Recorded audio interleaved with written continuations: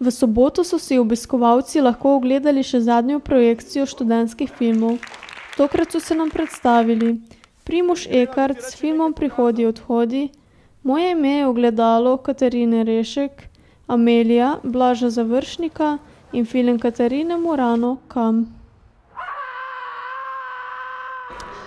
Moj film je v bistvu nekakšen portret, ja, je portret Ajne, ki je pač mlada, ne vem, okej, bom kategorizirala kot mlada muslimanka v Sloveniji in v bistvu govori o nekih nasprotjih, ki jih ona doživlja v življenju, se pravi pač, ki nekako mora uravnovešati to svojo duhovno stran, pa pač to neko našo sodobno življenje oziroma to neko zahodnjaško življenje in pač kako ji to gre, kako to balansira. Zadovoljen sem s tem, kar sem naredil, mi je pa recimo tisto, kar sem lani delal bližje, no, tako ko je romantika pa komedija pa to.